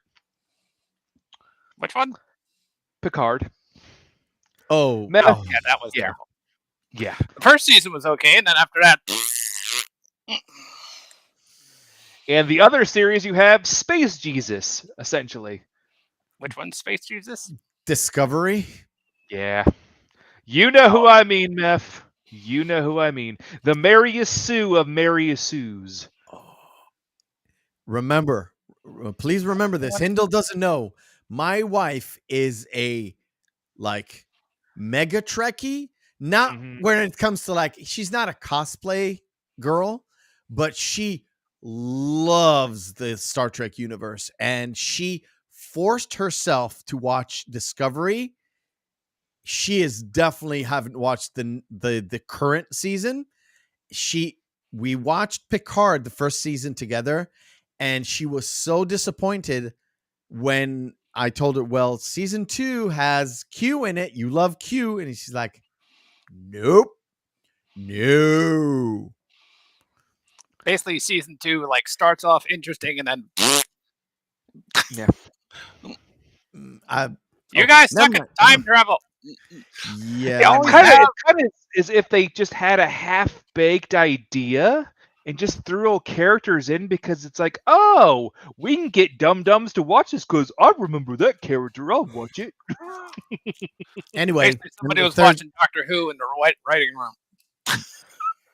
And the third season Let's is not going talk to be about Doctor Who because, and oh boy. and the third season is going to be TNG member berries all the way through. So that's going to be a pass. Hard pass for me. So they go to Miracle Max's, and Miracle Max's never works for that low, but I mean, because he used to work for Prince Humperdinck. he used to work. Well, he's not completely dead. Yeah. He's only mostly dead. Oh, look who knows. Yeah, look who knows so much. And the only thing I kept thinking of was Newt in Aliens. Mostly. Why? He's only mostly dead. Mostly. Oh. So he puts a big bellows into his mouth, pumps him full of air, and when he presses him, he said, "True love." And his Miracle Max is like, "Oh, that's the greatest thing in the world, but it's to blave, which means to bluff." And Carol Kane comes out. You won't lie in second. Yeah, you liar. Liar. And he says, "Shut up, witch. I'm not witch. I'm your wife." Not even sure I want to be that anymore. And oddly enough, isn't that kind of it's social commentary, but or just maybe I'm just looking in too much into the scene. When he's full of hot air, he says his meaning for living is true love. Come on. It's anyway, I like the fact. Yeah, I like the fact that both Carol Kane and Billy Crystal act like a old Jewish New York, specifically New York couple. Yeah. Right? And this is actually before Rob Reiner cast Billy Crystal in When Harry Met Sally. Yeah. Yeah. This is right before that. So the whole Katz's Deli scene and everything's just like, yeah, this makes so much sense. Exactly. Like when they act like they, even when they give him like the magical pill, he takes the job because chocolate makes it go down better. Yeah, chocolate makes it go down easier. And he says, if this is Princess Buttercup's true love, if you fix him, Humperdinck suffers, right? It's like, oh, so it's gonna make Humperdinck suffer? Okay, well, give me the 65 quid. I'm on the job. I'm on the job. And then the line when they leave, I love that line because he's still carrying what is essentially nearly a corpse because they haven't given him the pill yet. Yeah, and it's Valerie, who is Carol Kane's character. Yeah. And Miracle Max would be like, have fun storming the castle, boys. Exactly. It's such a motherly thing to say, but the scene is like the funnest scene in the entire movie because both of them just make the scene fun and memorable. And how many people did not know it was Billy Crystal? You can maybe guess it's Carol Kane by the voice because she's got a very specific voice. Even Billy Crystal has a specific thing, but with that face paint, he doesn't look like Billy Crystal. And at the end of the movie, you see the credits and you see Billy Crystal. I was like, oh, it's like in Made in America, not Made in America, Coming to America, where at the end you see all the people who like Eddie Murphy played this Murphy played- character. Eddie Murphy played this character, and That was his the first old real time the old doing Jewish that. guy, the Yeah. old Jewish white guy or old Jewish guy was like Eddie Murphy is like, oh really? That was before that became old hat for Eddie Murphy, where you just expect him like, oh yeah, he's gonna play 48 roles in this movie, of course. This movie, he'll be the entire family. Yeah. So they give the pill to Wesley, and he wakes up. It's like I'll take you both. I'll kill you both. I was like, wait a minute, just relax, dude. Just relax. You can't move. Starting right here is an entire spot fest of just line after line after line that is just memorable. Yeah, because there's one line where he looks at Inigo, where Fezzik looks at Inigo, goes, "Hey, don't pester him. He's had a hard day." Yeah, Had a rough day. You moved your And- finger. yes. Doesn't that make you happy? And he's like, his sword, your strength, and my brain against 60 men, and you think a little wiggle finger it makes me happy? No. He's like, "Well, we may have a wheelbarrow. Why didn't you mention that in the first place?" And it's like, Had a Holocaust. what would I give for a Holocaust cloak, right, Hindle? And it's like, oh, we have this from Miracle Man. It fit me so well. He just gave it to me. It's like, why didn't you say that in the beginning? So In between that, we have all the guards there, and then we have marriage. oh no, wait. I wings, need to get. Get the I love wings this of bit. power. No, before everything starts, they kind of hobble back to where they're supposed to like set everything up, and Fezzik is going like, "I hope we win." Yeah, I hope I we win. hope we win. Like Hope you we said win. to me on that I WhatsApp forget. thing, he just stole that whole scene Oh, yeah. with one sentence. It made him so lovable. It's just, I love you, Fezzik. Yeah. So, Marriage, true love. I said this to We got Gala I here said- today. in a little WhatsApp conversation. Did I not tell you this is one of the most memed movie?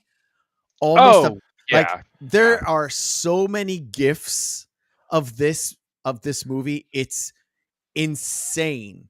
There's so many different gifs from different areas that fit different situations. I was gonna say this movie also is, if not the personification, if not the just creation of so many tropes that have been utilized in film, or just were just like, hey, if you want the personification of it, you watch this movie and you go, I get that trope now.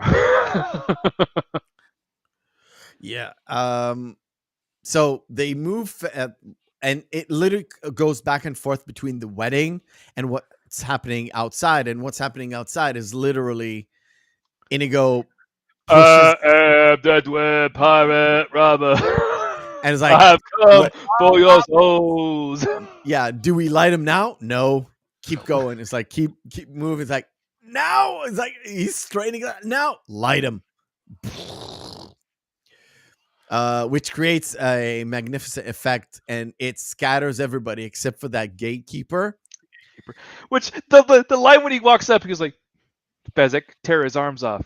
No, you it's mean like, this key? yeah. Oh, you mean this? He's like, give us the key. It's like, what key? It's like, tear his arms off. Oh, you mean this key? So they wait. Basically this scene, just a little bit further. I just wanted to Where show he it. grabs the portcullis and just goes, nope. Nope. So they not storm the castle, but they walk into the castle, and the wedding is like Humperdinck's like, say man and wife. He says man and wife. Yeah, says man and wife, and Buttercup is in shock, right, Hindle? Yeah. Well, He there's didn't come. Yeah, He didn't make it. yeah. he didn't make it. didn't say. Well, there's that line too where right before then, right when after they say that, it's like, oh, he didn't make it. But then that's where Count Joe Rogan and his guards meet Inigo and Fezzik and Wesley, and Inigo kills all of his guards, and Joe Rogan runs away.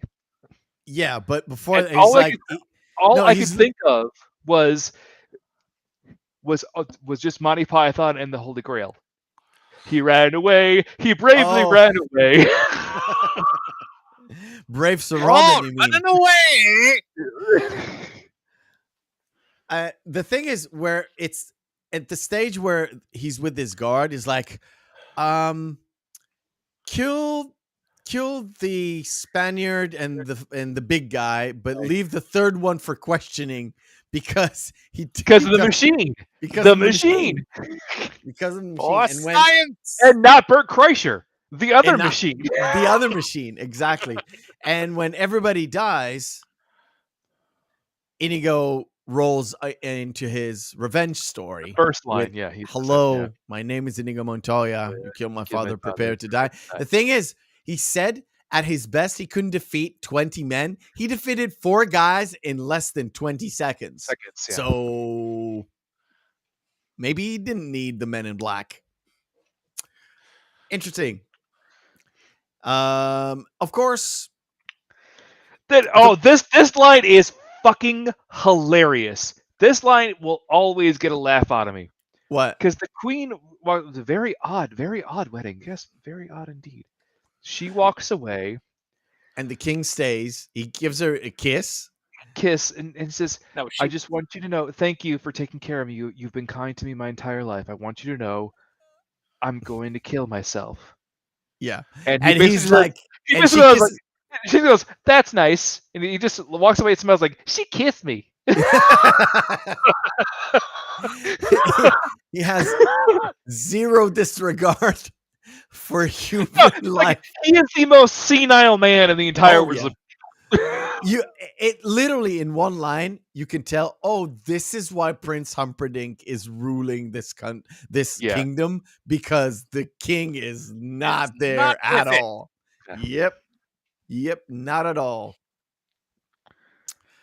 So Fezzik runs after Count Joe Rogan, gets to Inigo runs after Count Joe Rogan. Inigo runs after Count Joe Rogan, gets stuck in a door.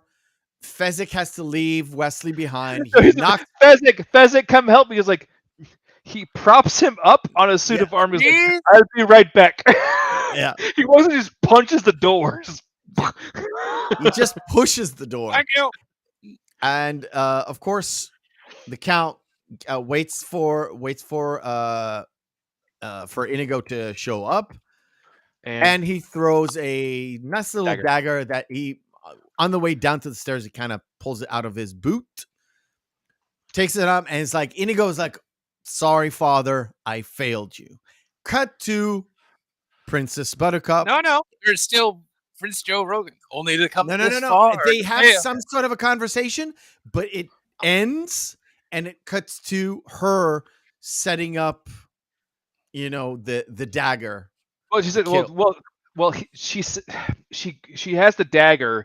She's about to stab herself, and she's like, "Well, there are only so many perfect breasts in the world." I'm like, that's a creepy fucking line. Shame to damage yours. Yeah. The thing about this, Wesley. by the way, Gentle. I never thought she had a perfect set of breasts. I've never seen them before because I'm not that creepy. But I didn't know she was 16. How can you judge fast, sir? I don't. Let me venture a guess that they're not. I mean, I've seen Wonder Woman. I'm guessing no. But she's 16, and that's a creepy line to say to a girl. But yeah, nobody cared. Like, I mean, did you really care? When you watched this for the first time, whether you were a kid or a young adult? Yeah, like, I mean, the first time I watched this film, I think I was 8. Yeah, you didn't care. I Plus, think she's not gonna damage her breasts trying to put a dagger through her breastplate. Right? It's there. You She mean ain't the gonna rib damage cage? no Because the breasts. breastplate is not a part of the body. Yeah. Well, she's not gonna Got him. damage. Fuck you both. Because the breastplate is a armor piece that incidentally covers this No. general area. This area right here is called the breastplate. Can 'Cause we it's call that the sternum? Sternum. Yeah, it's a sternum. Call it breastplate. Never mind. Nobody calls it that. I do. Never mind. Well, they called it that in Pulp Fiction because again, it was a drug dealer and a guy who thought he was gonna fucking die, who was a heroin addict. Could you let me live with my illusion, please? Thank you. It's no, it's a sternum. never. No. I have to go to the VA for my medical things I see all the fucking time, but no. Oh. Shatter your illusions. Anyway, so Inigo does the most dumbest thing in the world that after you get thrown a dagger on you and it's stuck in your body, he does the most damaging thing to the body that you Pull it out? You pull it out. Yeah, You can pull I it know. out right away. That's fine. But if it's been stuck, in there a while and then pull it out, that's bad. no, don't do that. Don't do that. And he gets basically second wind. He keeps repeating his line over and over and over again. And then he does to Count Rogan exactly what he did to him. Plus the two, like when Count Rogan is there and Inigo is down, he tries to kill him. And Inigo is on the last moment. He pushes the sword away to his two shoulders. And of course, he returns the favor. And when Count Rogan is begging for his life, it's like, give me anything I ask for. This line, side note, was also very personal to Mr. Potemkin. Really? Because he had just lost his father to cancer. Oh. So and he actually wept after this scene was shot. Said, I feel like I finally killed cancer. I took back something. It's like, you took my father from me, you son of a bitch. That's good, man. That's good. I love it that when you can channel like real life emotions into a character, but it's sort of seamless and it makes the character much, much better, or the scene or the situation makes it much, much better. But yeah, the fact that he like looked through Count Rogan and he's like, I want my father back, you son of a bitch. And relief. Now he has the revenge part is over and he's lost, where you get to the scene with Prince Humperdinck. There's the whole thing with Prince Humperdinck in the scene with Wesley's "To the Pain" speech. Yes, to the pains. With that. No. Exactly. Where the whole point is that he keeps his ears. He keeps his perfect ears so he can hear all the screaming and everybody reacting to his horrified and disfigured body after he got chopped off arms and legs and nose and eyes and all that stuff. Which, coming from a guy who just lays down there with that, he's super serious. I mean, when he says what he says, he means it with his every demeanor, apart from everything below the neck. And when the prince is like, I think you're bluffing, and he gets up, and followed by the music or the score following that rise, immediately he gets... Now drop your sword. Yeah, drop your sword, and immediately disarms himself. But he was disarmed as soon as you could see it in his eyes, where he was already disarmed, physically disarmed later, and then just sit here and tie a rope around him, and that's it. Humperdinck just basically went, "Oh shit." Yeah, which again, we're gonna get to the end of the movie. Then we're gonna talk about the possible repercussions because there are a lot of open-ended questions that this movie is just like, what the fuck, what the fuck. Okay. I like it when After- when Inigo comes in, he's like, "Do you want me to dispatch him for you?" It's like, "No, I want him to live with his cowardness." No, I want everyone to know his shame. It's like, how the fuck would they know? Exactly. Somebody has to come untie him. Well, and guard then some talk and gossip. if anything, they could use that to get his original goals anyway. Was to start the war. They're not need worried to about a kill war. They're not there to stop a war. Well, he wanted to start a war by killing her and blaming the other kingdom under the pretense that like they had her killed. That was never about the war. What happens after that? It's like war happens. Yeah. Yep. So anyway, they have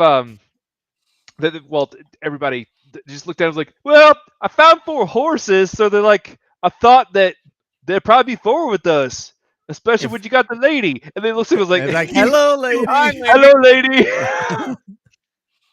Again, stealing the fucking scene from everybody with his charm, his natural charisma. Hey, one of those horses is I'm like, I hope this big son bitch does not get on my back.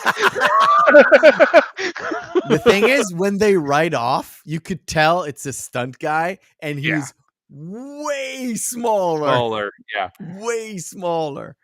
But they have, going back to what we talked about before about him being too weak, they have Princess Buttercup floating down like the ever graceful petal she is, gently into Fezzik's arms. Exactly. And then before that, they have the conversation. No, exactly. No, it's after. I thought it was before. It's when she drops down. Yeah. That's the conversation between Inigo and Wesley. He said, I've been in the revenge business for so long, I don't know what I would do, what I'm going to do now. He said, I think and Wesley's like, fantastic pirate. Yeah, no, he says, have you ever considered piracy? Piracy, that's what it was. And you would be a great pirate Roberts. And Inigo says, okay, and he drops. And then it just cuts the 4 of them just on horseback, just riding off. Yes. And that's basically the end of the film. Not really. There's a sort of a moment with the interaction between the Fred Savage, the boy, where they start with the kiss, and the grandfather is like, it's the kissing part. You don't want to listen to the kissing part, right? I think it's okay if I hear it. It's okay. One more. And then it cuts back to Wesley and Buttercup having a kiss, and then it's over. And there's also the part where he was kind of being a snooty little brat at the beginning too, about him being sick and everything, and it's like, well, Grandpa, and he felt like burdened by his grandfather coming in. Yeah, exactly. Yeah. And the biggest setup and payoff of the entire movie is Fred Savage going to Grandpa's like, Grandpa, can you read it to me again tomorrow? And the Grandpa turns around to him and says, as you wish. Yeah. Completing both the question and also giving us the, yes, I love you. Yeah. That's the whole point. Okay. Now, the questions I have. Oh, boy. Again, so Buttercup has a family, right? That's usually how somebody gets born. Wouldn't her family just essentially get just outright murdered by Humperdinck now? Oh, she's a serf or business or some other thing. Commoner. Maybe. Might not matter much. I have no answers for you. Yeah, it's... You know what the problem is? Oh, my feelings is the Restream chat just updated to DK says high fidelity. Yeah, Kitsune already said Kitsune is agreeing with high fidelity. Yeah. they're on Screen Fighter, so it's yeah. You really done messed it all up, bud. Oh no. What can I say? Restream is a great fucking software. Anyway, But so anyway, what further questions? Again, setting up anything. His entire premise of the whole marrying Buttercup because she's supposed to be this paragon of people, so the people will fall in love with her. Then her being kidnapped and murdered by a rival kingdom, setting up the pretense to initiate a war. Yeah. As I mentioned before, isn't that already essentially done? Because basically, the prince gets tied up. No one has any idea. Count Joe Rogan was murdered. Yeah. So were many guards. And also 4 guards. Just 4 guards. The rest got scattered, remember? Yes. But wouldn't they also be going after the Dread Pirate Roberts, who would be Inigo moving forward? Because he was the one going like, I'm the Dread Pirate Roberts. I'm come for your souls. Clarification here a little bit for pirates. They're always after pirates. Yeah, I know. Which I found very odd, Hindle, because before they're like, oh yeah, Buttercup, don't worry about it. Dread Pirate Roberts is known to sail the seas around the sun. Like, then why haven't you captured him yet? Yeah, exactly. Like, where this bit's gonna be? Doesn't mean you can catch him. More questions because there's I'm glad like everything tied up with a nice little tidy bow in certain circumstances. Because if you don't think about it too much, you're just like, oh yeah, it's almost like it was made in the 80s. Correct. It was acceptable in the 80s. Yes. By the way, it's not my fault on Restream. It's the same on YouTube. It literally just popped up on YouTube. So maybe DK is watching this not live. Well, we'll get on a different platform starting next year. No. I love Restream. I hate StreamYards. I mean, but I don't hate it. Never mind. Fuck it. Anyway. No, but throughout all that what is so irksome? How did the Inigo Montoya, right? Yes. His father, it's clearly he's a Spaniard. They're from Florence. How did Count Joe Rogan, who's a count in Florence, go to Spain to have a sword made, then comes back and says, no, I kill you. I take sword, I wound your son, then I go back to Florence. There's this new thing called a ship. But also, that's their countries that are nearly landlocked. Yes, because it's so hard. Do you know where Gilder is? Way to get somewhere and back. But how would he in Florence learn of a swordsmith in Spain? It's almost like there's trade routes. I get the concept. Because in Spain, I'm just asking about logistics. It doesn't make any sense. Have you ever heard of Spanish steel? It's really good. It's just like Damascus steel, but in Europe. You'll go out of your way to get it.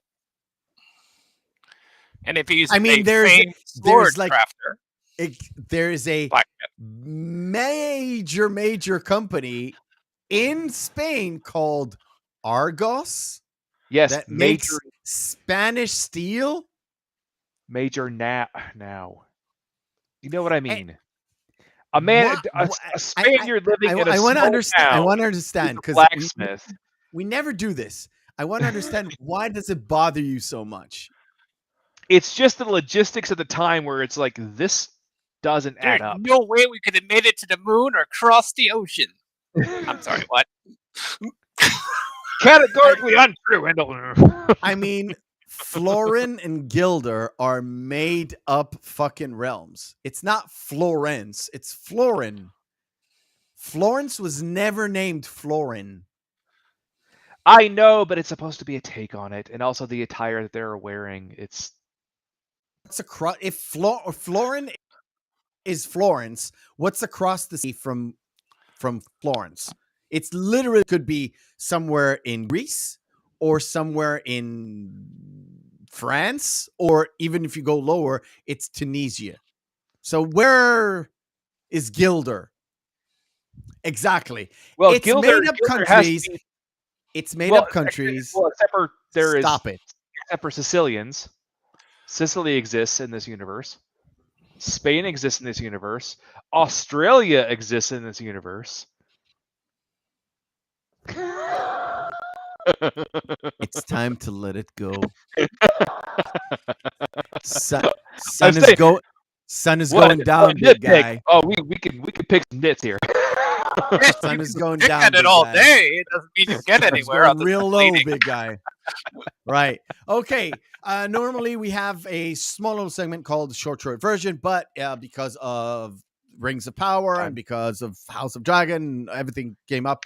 I, the dum-dum, couldn't make it happen. Usually we have a short version of the movie just to show you guys the whole bits. And if it would have been like about 3 minutes of just line after line after line after line, and it would never end. I spared you. Well, I didn't have time to do it. Let's go to the overall summary. The overall summary, great movie, 90 minutes, very condensed, a fairy tale for the ages, lots of tropes, revenge, fencing, fighting, wrestling, sports, and true love. Exactly like Columbo envisioned it. Yeah, I guess. Grandpa. Say, Hindle, your overall opinions. Yeah. I like Princess Bride. You can watch it doing anything, really. Yeah. It's not one of those. It's not like you can watch it while you're eating or doing something else or just, playing something and listening to it in the background. It's not one of those movies where you're just like, well, I can't eat before I watch this because I'll puke everywhere. Like Aliens movies. I can't watch this while eating. This will end poorly. It's just a pleasant, fun movie that literally anyone can watch and find something they like it. Unless you're blind and deaf, then it's not going to work so well. Yeah. Unless you're to the pain. To the pain. You can actually listen to it. You can hear it. Again, I told you this. I didn't go far into it, but I literally can have the fencing scene from the start, close my eyes, and I can see the entire scene in my head, where I can hear them moving across the soundstage, the sword fighting, the rocks that fall over, all that stuff. Just incredible. That is literally my favorite ever scene in that movie. So next time we meet up in person, I'm going to blindfold you, and we're going to do this thing. Where are they now? I might be able to do it for real. I've seen that scene more times than I've seen the actual movie. For sure. I'm just going to randomly insert parts of Errol Flynn movies. All right. Cool. That is the end of tonight's show. Just a reminder, if you want to interact with the show, you can always at me on Twitter. DMs are open. You can DM me on Instagram at Mephisto79. You can always interact and email the show at the Reel McCoy podcast at gmail.com. You can find Hindle at the platform on Twitch, the platform podcast on Twitch. And you can find Mr. Oh My Feelings busy as fuck because, people need to put food on the table. Next week we continue our charade into sort of a free flow month. I would say there's no really theme for September. Very free flowing, as we call it. I don't remember what we gave it a name or something. Next week, a little bit of a change. It was supposed to be Tango and Cash, but no, we're going to watch Wayne's World, the original Wayne's World. Party time. Car. Oh man, that movie is fucking awesome. Listen to Scooby-Doo ending. No. Anyway, yes. So chat, Hindle, everybody, Go watch Wayne's World. Come back to us next week, Saturday, 8 p.m. UK, 3 p.m. Eastern, 12 p.m. Pacific. Like, share, subscribe, and tickle your bum because we're out of here. Good night. Had to make it weird.